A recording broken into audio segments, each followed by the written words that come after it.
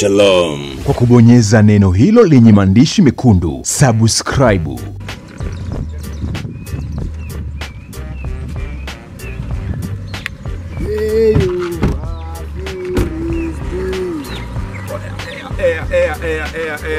Shaingia, shafika, tushatia timu. Ndio tunafika hivi.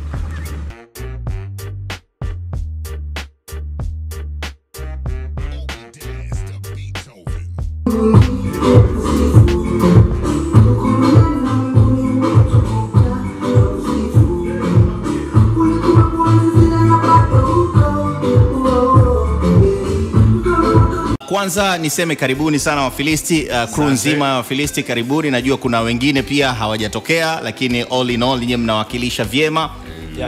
Tukianza, ilikuwaje mkajiita Wafilisti? Kwanza Bwana Yesu asifiwe. Amina sana. Wale wanaonisikiliza, na napenda nitambulishe maana ya Wafilisti walioko Mwanza. Kwanza naomba itafsiriwe vizuri kwamba Wafilisti walioko Mwanza sio tabia zote zile za Wafilisti wanazo wao. Okay. Hilo la kwanza. La pili, Wafilisti walioko Mwanza ni muunganiko wa maneno mawili. Okay. Neno la kwanza wafia na la pili risti. Okay. Sasa nianze na risti. Risti ni muunganiko, tumechukua muunganiko wa waimbaji wote Mwanza. Wanaohusiana na gospel. Okay. Wote wanaohusiana na gospel, yani yule mtu anayehusiana na gospel tumemweka kwenye ile list. Okay. Na wafia, nafikiri wafia unaelewa maana ya mtu, yani unaparangana, yani uko kwenye harakati za kutetea kitu kinachohusiana na nini? Na gospel. Okay. Kwa hiyo tukachukua wafia na listi tukaifupisha ikaleta neno Wafilisti. Okay. Yes. Ndo maana yetu. Hiyo ndo maana yetu ya Wafilisti. Ingawa Wafilisti, kwa nini tumeita Wafilisti? Ndani ya hilo kundi ambalo tumejitoamo baadhi ya watu, kuna baadhi ya giant, kuna baadhi ya watu wenye nguvu, kuna wale wanaojua kutetea kweli kwamba hiki kwa nini kimefanyika hiki kwa nini kiko hivi. In short, sisi ni wanaharakati. Tunahitaji kukomboa jambo, tunahitaji kupigania kitu, tunahitaji kufika mahali fulani hivi ambapo tumepalenga. So Wafilisti ni wanaharakati ambao wanapambania mziki wa injili Mwanza. Okay. Sure. Na kuna umoja wa waimbaji bila shaka, ndo baadhi wamejichomoa umo kwenye ile listi ya umoja wa waimbaji, wakatengeneza listi alafu inayo watu wafia ambao wanaifia ile listi. Kwa hiyo mmejitoa muhanga kwa ajili ya wenzenu. Wenzetu wanaoibuka, wale wanaoanza kuchipukia, wanaoendeleza muziki wao. Tukiona mtu anaenda kinyume au anataka kuwanyima maslahi yao, lazima tuwe tofauti na huyo mtu. Kwa nini mkaamua kuanza movement? Kuna chochote ambacho kimewafanya kuona kwamba kuna watu wanazuiwa, kuna watu wanabaniwa, mkaona lazima muanze movement? Okay, Nego nataka kujibu hilo swali. Ilikuwaje kwamba akawepo Stuart, akawepo Poa, akawepo Rushaka, akawepo Beni, kuna nani sijui, kuna Kadusi, kuna nani? Kwa nini ilikuwa hivyo? Unajua kila mtu ana asili yake. Okay. Wakati fulani ambapo Musa alilelewa kwa Farao, unajua? Alilelewa kwa Farao. Lakini baadaye alijijua kwamba asili yake ni ipi. Kwa hiyo Wafilisti wote walielewa asili yao ni ipi. Okay. Kwa hiyo katika harakati zile zinatukutanisha pamoja. Yaani unaelewa kwamba huyu jamaa nimekaa naye hapa, lakini huyu mwenzangu. Kwa hiyo tukajikuta tumeungana na tukaona kwamba sasa tunakuwa sauti ya wadau wa muziki wa injili, lakini sauti ya waimbaji wa injili, sauti ya wale ambao wanauhitaji muziki wa Mwanza usimame na ufike sehemu kubwa. Okay. Kwa hiyo tukajikuta tu tumekutana. Kwa hiyo utashangaa mimi namshangaa ATM mwingine hata leo ndo tumekutana physical yani. Okay. Alikuwa haelewi Nego ni nani, huyu ni nani. Kwa hiyo tunakutana kumbe ndio wewe jamaa, vipi? Kwa hiyo tumejikuta tuko kwenye hilo, lakini lengo letu ni moja. Kwa hiyo tulijikuta kwenye asili moja ya kutamani kuona mpenyo Umeelewa vizuri yani tusigandamizwe kwenye sehemu moja. Okay. Kwa hiyo tukajikuta tunatamani tusimame na tuweze kuzieleza hisia zetu kwamba bwana sasa tumechoka, tunahitaji tusimame ili tuende mbele zaidi. Hii movement ni endelevu? Yeah. Ama ni movement ambayo tutaiona Wafilisti kwamba wameianza movement afu itaishia? Umemsikiliza Pastor Kalekwa vizuri. Yep. Ili tumepata ile maana halisi ya Wafilisti. Ni Wafialisti. Kwa kifupi ndio ikawa Wafilisti. Lakini kuna chembe fulani hivi za vita, unajua? Okay. Yani unapojitoa mwanga ina maana upo tayari kuendelea kuishi kwenye mwanga ili watu wengine waishi vizuri. Kwa hiyo ni endelevu. Yani kama ni wewe brother hapa ukizingua, lazima tukuchane. Okay. Uelewa vizuri. Yani kama kuna chembe ya fulani hivi za kubana mziki usisimame, wewe ukawa Mwanza, lazima tunakuchana.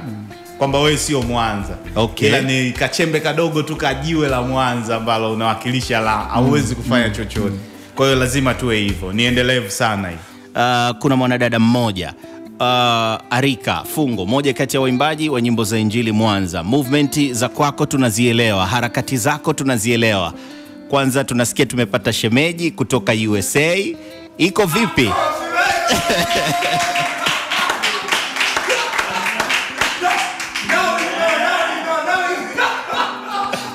Ikoje? Tuanzie hapo. Maana naona unajua mimi nilianza kuona tu kwamba inapostiwa bendera ya Tanzania, inapostiwa bendera ya Marekani. Sasa nikawa najiuliza anataka kwenda Marekani ama vipi? Lakini sasa hivi naona kama akaanza kupostiwa miguu, viatu vikapostiwa. Sasa hivi tunapostiwa uso kidogo anafichwa macho na nini, vitu kama hivyo. Iko vipi? Tutegemee ndoa lini? Nzwala. Ni nini hayo maswali ya nini hapa? Sawa, ni moja kati ya maswali ambayo ni tafsiri pia ya Ufilisti. Harakati zako tunaona sasa hivi harakati zako zinakupeleka nje. Mungu akijalia basi tuombeane heri, tutakula ubwabwa. Okay, tutakula ubwabwa. Ubwabwa ni hapa Bongo ama lazima tutafute visa? Nitawajuza. Okay, maana tafuta visa au ikawa nyumbani. Maana naona kama vile Wafilisti ndio watakuwa wale nini tuseme ma brighters. Okay. Unajisikiaje kuwa katika kundi la Wafilisti? Harakati za Wafilisti utaziweza ukiwa kama mwanamke na mwanadada? Kwanza wanaomfahamu Arika ni mwanaharakati. Okay. Alafu huwa anajiamini. Pale ninapoona mtu anakosea, huwa anaenda straight, watu wanafahamu. Huwa siangalii kwamba huyu ni mkubwa, huyu ni mdogo. Kwa hiyo pale nitakapoona mtu anataka kumnyima mtu haki yake, kwa kweli nitaongea. Mimi najiamini na ndio maana nimeamua kuingia kwenye hili kundi la Wafilisti. Yani ni mdada ambaye ninajiamini, ni mbabe kwa yule ambaye ataweza kutaka kuzuia haki za mtu na kutaka kumnyima mtu haki zake. Kwa hiyo watu wa Mwanza, kama wewe unajifahamu na unajijua wewe ni mtu wa kunyima watu, wa kutishia watu, kama sisi waimbaji wa gospel, kaa tayari. Mimi Arika Fungo. Bwana. Narudia, mimi Arika Fungo. Nadhani wananifahamu. Niko straight. Kwa hiyo nimefurahi kuwa kabisa kwenye hili kundi na litakuwa endelevu na niko pamoja. Tuko pamoja wote. Unajisikiaje kuwa kama mdada mwanaharakati huko katikati ya wanaume hawa zaidi ya 7-8 hivi? Kwanza huko kwanza ni namba moja, ni kujiamini. Ni wachache sana ambao wanaweza, kwa sababu tuko wengi kwenye hili kundi wa dada ambao ni Wafilisti. Lakini leo nimeweza mimi mwenyewe kuja kuungana na kaka zangu hapa. Mdada mmoja. Ni kujiamini. Ukijiamini na ukaamini unachosimamia, siku zote utaenda mbele. Wewe ni moja kati ya wahanga nasikia ambao walishaguswa hivi, alafu ilikuwaje? Lakini kikubwa ni kwamba kutotaja jina la mtu, lakini katika harakati zako zile za mziki nasikia wewe ni moja kati ya watu ambao mliguswa. Mimi ni mmoja wapo niliguswa. Tena nimeguswa si zaidi ya mara 3. Mara kwanza nikaongea, tena nikaguswa, kwa sababu mtu anakuambia hauwezi kufika popote. Mimi ndo Mwanza. mimi ndo kila kitu. Wakati huo wakijua kwamba kuna Mungu mbele, kila mtu Mungu ndo ambaye anaweza kufanya kila kitu. Sisi ni binadamu tu. Kwa hiyo ninachoweza kusema kwa kweli, wa Fearlist sisi tumejipanga. Okay. Twende kwa Mr. Allen aka Mr. ATM. Naam. Kwa nini unajiita ATM? Kwa sababu ATM sisi tunavyozijua ni zile mashine zinazotoa mikwanja. Yawezekana na wewe unatoa mkwanja ama? Hapana. ATM ni kifupisho cha majina yangu matatu. Naitwa Allen Timothy Mlelwa. Okay. Kwa napenda sana kutumia ATM. Ndiyo. Okay. Wewe ni moja kati, yani unajua humu najaribu kufuatilia story zenu, ni moja yani kuna watu wameguswa hivi. Na wewe pia nilikusikia unasema una hasira sana kwa sababu kuna vitu ulitendwa. Ikoje? Yani, ndio ni mara kadhaa nimeguswa na kina Nebukadreza kuhusiana na tasnia nzima ya muziki. Mimi kama Mr. ATM ni mtu ambaye kwanza sipendi kuonewa. Okay. Sipendi kuona mtu anaonewa na mtu yoyote mwenye nguvu yoyote ile ya kipesa au ya maneno. Kwa hiyo ndo hasira ya kwanza nilionayo. Kwa sababu mimi kwanza namuogopa Mungu peke yake. Mungu akisema ndio. Sasa huyu binadamu sawa na mimi vipi tena? Nipo kwenye listi ya Fearlist kupambana. Kwa hiyo lengo lenu ni kuhakikisha kwamba mziki wa Mwanza hakuna anayeonewa, hakuna anayefanyaje, ama iko vipi? Lengo letu kwanza, ama ni harakati za kusukuma mziki wenu tu kama nyie wa Fearlist? No. Na ndio maana ukiangalia wa Fearlist kama wa Fearlist sasa hivi tunavyoongea, sasa hivi ukiangalia tada wapi, yani kwa Tanzania tumeshatambulika. Hapo tu ndio ujue kwamba sisi hatuko kwa ajili ya maslahi yetu. Okay. Sisi lengo letu ni moja, kupigania mziki wetu.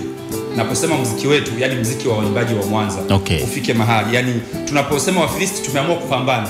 Tunapambana kuanzia mziki unapozaliwa. Yani hata kama ni mtu ambaye ni wa studio, anatumia studio yake kunyanyasa waimbaji, tutakuwa against na yeye. So harakati zetu zitaanzia pale mziki unapoanzia mpaka mziki unapolishiwa. So wale wote ambao wanazuia mziki, wale ambao wanapambana ili kuweza kushusha baadhi ya watu, kuweza kuwadharau, kuweza kuwatishia vitisho mbalimbali, kwamba unajua kuna watu hapa kwenye tasnia ya gospel wanajua kwamba bila wao sisi hatutoboi. Na umekuwa ukiona pia kuna watu na wanaonesha mifano kwamba unamwona Stuart pale, wala kina Stuart mafanikio yao ni kwa sababu ya sisi. Usione wanapendeza vile, usione wanafanya hivi. Sasa unakuta mtu anamtisha, anamwambia hata yule ananinyenyekea mimi. Sasa ndugu yangu, unakuja unaangalia kuna watu tuko nao kama kina Zwara, ni brother zetu, tuna respect kweli, lakini huwezi kukuta Zwara leo hii labda mmemwongea Stuart mahali fulani anampa mfano mtu kupitia Stuart kwamba yule Stuart bila mimi. Hapana. Kwa sababu gani? Zwara unakuta mtu tunaheshimiana, anajua Zwara ni nani, anajua Stuart ni nani, kuna kuwepo na ile usawa. Sasa kitu ambacho tunahitaji kutokomeza sisi, tunahitaji kutokomeza ule ubabe, Nebukadneza, yani ule kwamba yani mtu anajiona yeye ndio top, kwamba hapa Mwanza yani bila mimi aisee fulani hawezi kutoboa. Hicho ndio tunataka kiishe. Nego alikuwa anataka kuzungumza. Nataka nizungumze kitu kimoja, unajua brother. Simba kumla swala sio uonevu. Okay. Umenifahamu vizuri. Simba kumla swala sio uonevu. Kwa nini ni system tu ya maisha yaliyopo porini? Umenifahamu swala la wa Fearlist ama wa Fearlist maana yake kubwa ni moja. Hatuhitaji tumuonee wivu mtu. Okay. Umenielewa vizuri ila tunahitaji tuone pale ulipofika na watu wengine wafike ama zaidi ya pale. Sawa sawa. Mimi nipo kwenye harakati za gospel muda mrefu kidogo. Sawa. Na kufahamu brother as my brother, na tumefanya vitu vingi najua, na tumepita sehemu kubwa na tunaheshimiana. Sijawahi sikia sehemu yoyote Ado unanitaja mimi kama mdogo wako na uliyenifundisha kazi. Hata kama ulinifundisha, hata kama nafanya the best. Sawa. Yani haihusiani na wewe kwenda kwa watu kuchukua identity kwamba umemfundisha Eric, kwa hiyo Eric anapopita ni wewe. Yani ina maana wewe sasa kila asubuhi ukiamka unamchukua Eric, unamwekea maneno yako, alafu unamuagiza aende sehemu. Nenda kafanya. Yani kila mwimbaji mkubwa anayetokea Mwanza, wao wakina Good Luck Gospel, wakina nani, yani ni wewe. Sasa who are you? Umenifahamu vizuri? Tunaamini kwamba wakati Good Luck anatoka, ama wakati waimbaji wengine wanatoka, ama watu wengine wakubwa, ama presenters na watu gani, sisi wote tunajifunza sehemu moja. na nitadoubt sana kuona kama Ado wewe hujajifunza kwa Jisengo kitu. Ama nitadoubt kwamba Sengo hajajifunza kitu kwa Ado. Yani nitajiuliza maswali kwamba kwa nini hivi, yani wewe una genius kiasi gani kiasi kwamba yani kila mtu yeyote ambaye anakuwa na title Mwanza ni wewe umeplay part. Iwe ni watu wa bongo flavor, iwe ni watu wa gospel, iwe ni watu ambao ni presenter. Sasa tunajiuliza kwamba wewe ni nani? Okay, fine. Wewe umeshushwa kwa ajili ya kuleta hicho kitu. Tunamshukuru Mungu kwa ajili yako. Lakini je, ndio maana ya kuwafanya waimbaji wadogo ama mtu ambaye anatokea asipokupa salamu wewe ukasirike? Tunajiuliza kwa sababu tunaangalia tu kitu kimoja. Tumwangalie labda mkurugenzi wa hapa Ndegi, kwamba mimi nisimsalimie Ndegi afu Ndegi aniambie usiende Jembe. Alileta kwa sababu gani? Kwa ajili ya kwamba tumsalimie ili tuende Jembe. Yaani tunajiuliza swali hilo, kwamba ulipata vision kwamba ukileta Jembe basi watu wote tu tunakuja pale tunakutafuta, mzee uko wapi? Shikamoo bwana. Bwana tupo. Tunaendelea. Hatuhitaji hiyo kitu. Na Mungu malengo ya kumleta mtu yeyote duniani amleti kwa sababu yeye aabudiwe. Anamleta duniani atumike ili iwe daraja la watu wengine kufika sehemu kubwa. Umeelewa? Kwa hiyo kuna sehemu kubwa ambayo tunahitaji tuone mziki unakwenda. Hatuhitaji tuone sehemu fulani inayofika unaanza kujitukuza wewe. Yani unaenda unamwona binti, kuna haya mambo bwana, haya maaba mvua haya. Unamwona mtoto mrembo na nini, yani unatumia, huwezi kuwa na swaga ya kuweza kuongea naye kiutu uzima. Unaanza habari za unajua mimi nitakuinua bwana. Umeona kina Arika wote hawa mimi nimewapitisha sehemu. Umenipata bwana. Sasa unataka utaki. Mtoto akisema hapana unampiga chini. Ukimpiga chini basi unampiga na vitisho. Sasa hii ni nini? Yani unahitaji kwamba watu wote wa kwako wewe. Yani ina maana wewe uwe na kijiji cha watu. Yani wewe ndio top sasa. Akitoka mheshimiwa rais basi unafuata wewe. Au mkuu wa mkoa unafuata wewe. Kuna kitu umekizungumza kuhusiana na kwamba yawezekana mimi sijajifunza kitu kwa Sengo. Ama inakuwaje? Mimi Sengo cha kwanza sikuwaza kama nitakuja kufanya naye kazi hata siku moja. Umeona? Lakini nakumbuka Sengo alishawahi kunifanyia interview nikiwa kama muimbaji mwaka 1998.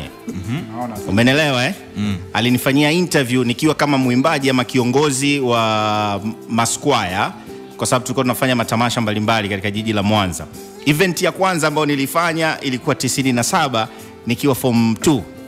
Umeona? Sengo alikuwa presenter by that time. Akanifanyia interview ama alitufanyia interview. Umeona?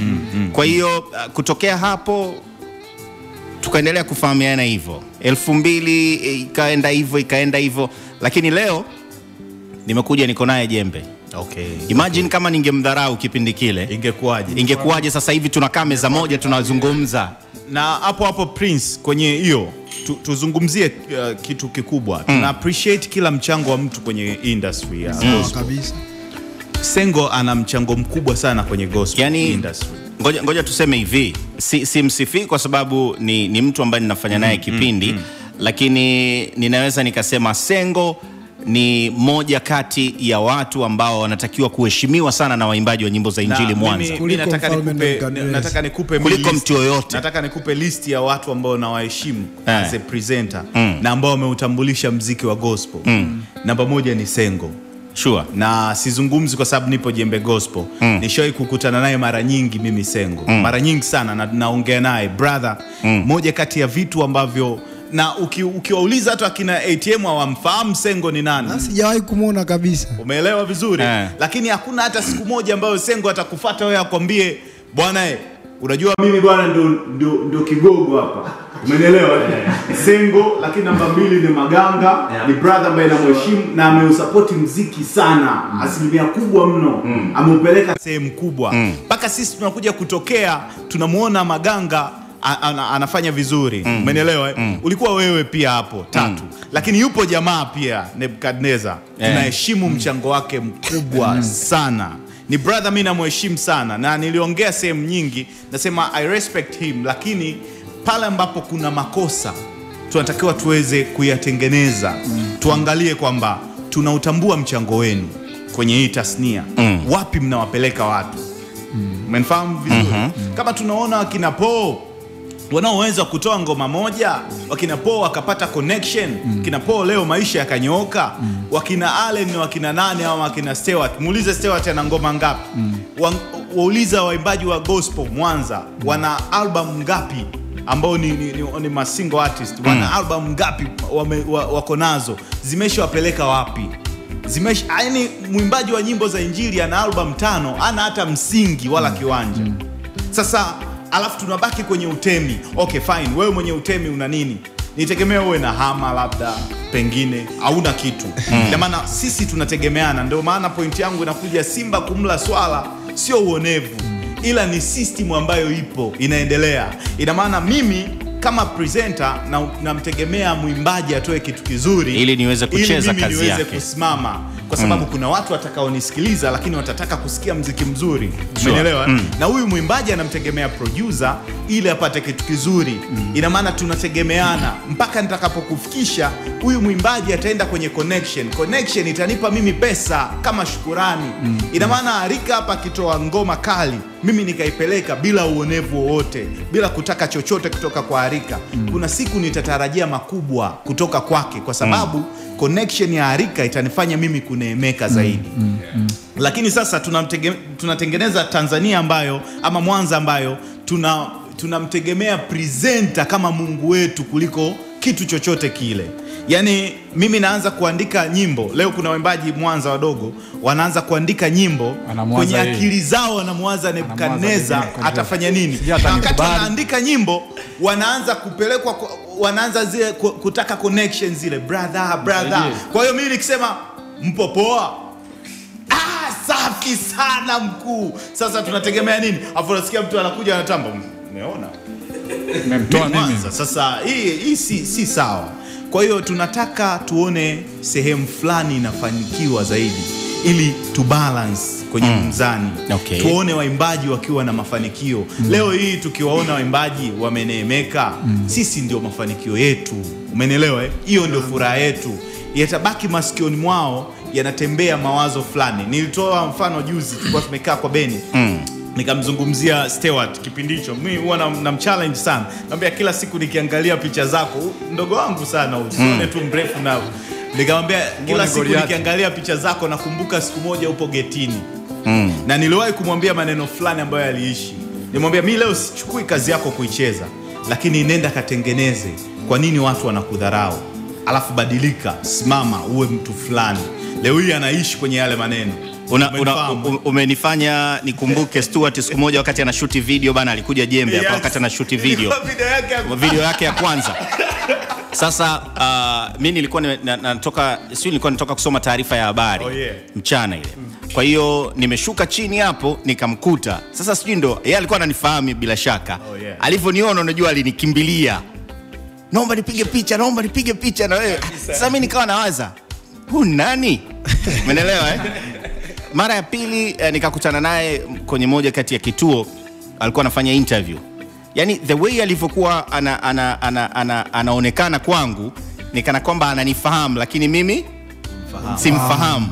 Na nikasema okay, yawezekana huyu ananifahamu. Unajua mimi huwa na tabia moja, mtu akiniita Nzwala najua ananifahamu.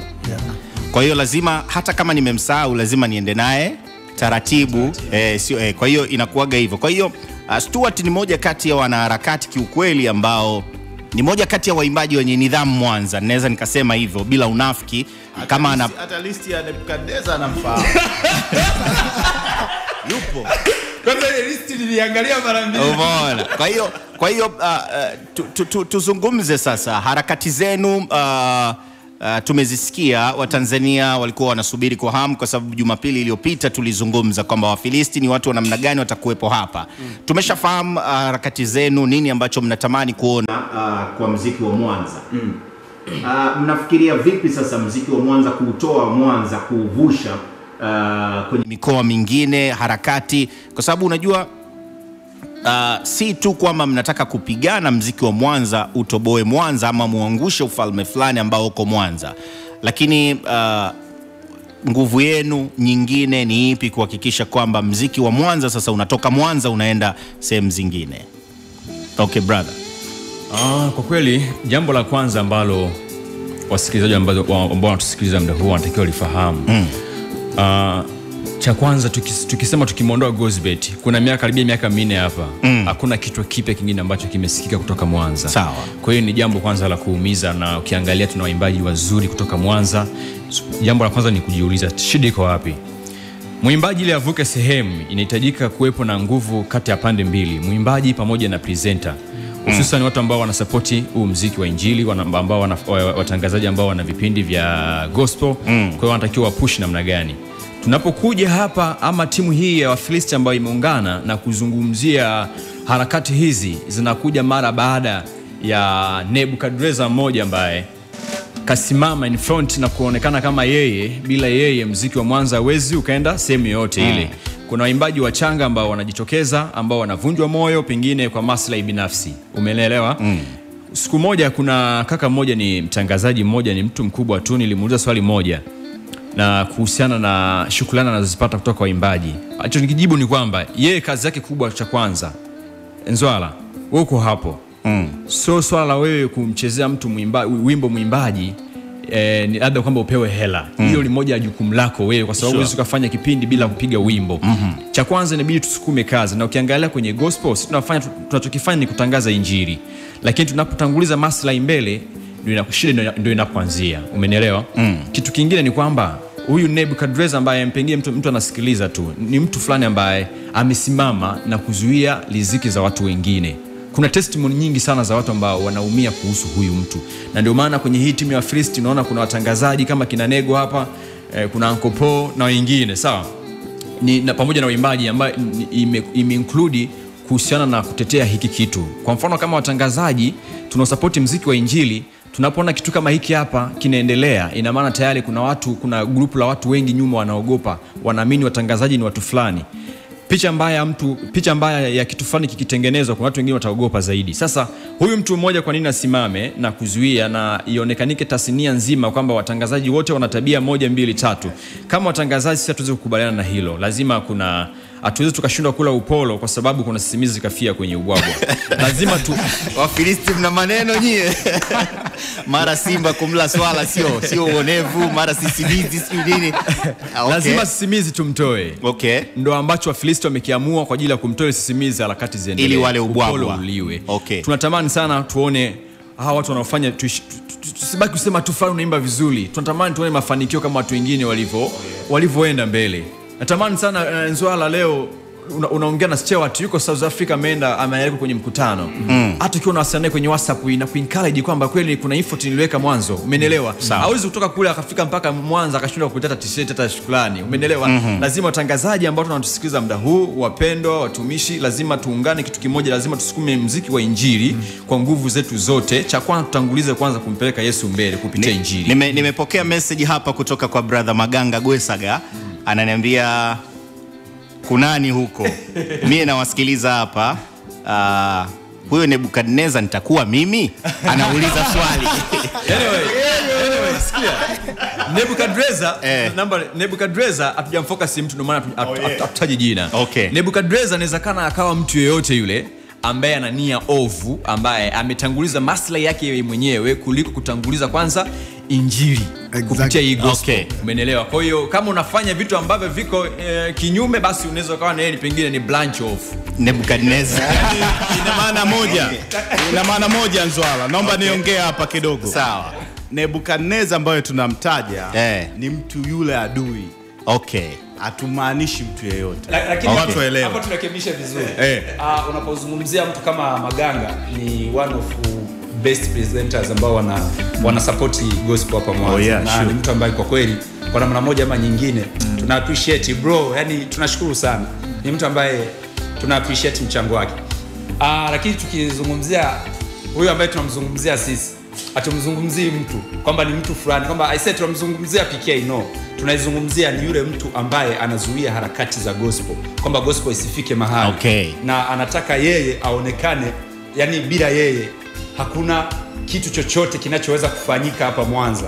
Huyo ndo tunaipambana naye. Kwa hiyo tuweke zuia harakati. Iko hivi Nzwala, iko hivi. Kuna issue fulani ilitokea.